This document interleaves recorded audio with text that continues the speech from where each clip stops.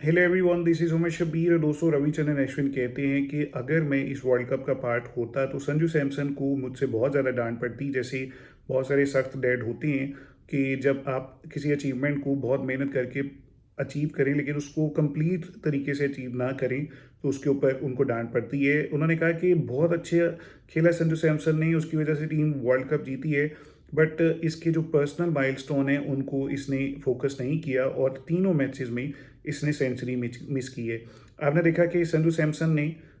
तीनों मैचेस में almost century के करीब जाके, एक में 96, एक दो मैचेस में 89, तो बहुत थोड़े थोड़े रन इनके रह गए थे। बट शायद इनका मेन फोकस ये था कि टीम इंडिया का स्कोर कैसे बड़े से बड़ा हो सकता है, और इन्होंने जाकर वहाँ पर भी स्लो खेलना नहीं यानी सीखा। इन्होंने कहा कि यार ठीक है, मैंने अब अगर अपना स्कोर देखना है तो फिर तो इंडिया का स्कोर पीछे रह जाएगा, क्योंकि मैं स्लो खेलूंगा तो बॉल ज़्यादा बीट होंगी, या सिंगल डबल से जो ओवरऑल हमने जो स्ट्राइक रेट सेट किया हुआ है तो वो बहुत ज़्यादा कम हो जाएगा।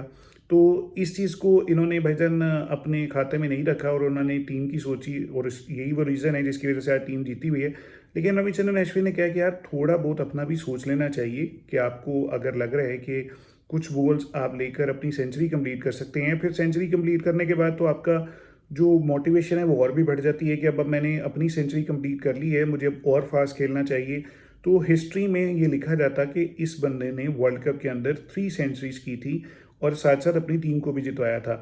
तो कहीं ना कहीं संजू सैमसन अपने पॉइंट ऑफ व्यू से ठीक है कि कहीं पे मैं थोड़ा सा स्लो हो जाता तो ये होता कि शायद उसमें टीम का टोटल बढ़ाना होता, और कहीं ना कहीं रविचंद्रन अश्विन भी अपनी उसमें ठीक है कि कुछ बॉल लेके अगर आप 100 क्रॉस करते,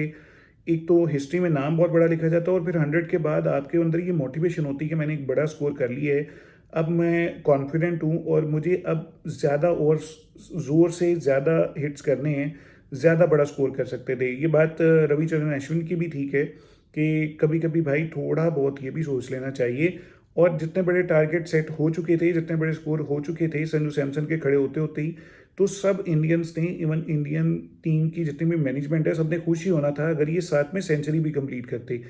तो शायद हो सकता है कि बाकी जो टीम के अंदर भी तो लोग मौजूद हैं, गौतम गंभीर या कैप्टन, सबने इनको इस बात के ऊपर डांटा हो कि यार अपना भी सोच लिया करो, थोड़ा बहुत कर लिया करो। लेकिन भाईजान संजू सैमसन के माइंडसेट में एक चीज़ थी कि मुझे इस टीम ने बहुत ज़्यादा चांसेस दिए हैं लेकिन मैंने उन चांसेस को 100% अवेल नहीं किया, और शायद हमेशा मैं इनको मायूस करता था।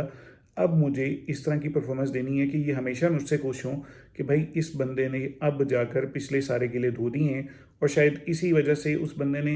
एक सेकंड के लिए भी अपना नहीं सोचा, जाकर उसने बड़े बड़े टारगेट सेट करने की तरफ फोकस किया, जिससे उसके अपने स्कोर भी बहुत बड़े हो गए। बट 3 सेंचुरीज मिस होने का मतलब वाकई में ये है कि आपकी हिस्ट्री बहुत बड़ी लिखी जा सकती थी। अभी भी प्लेयर ऑफ द टूर्नामेंट होना,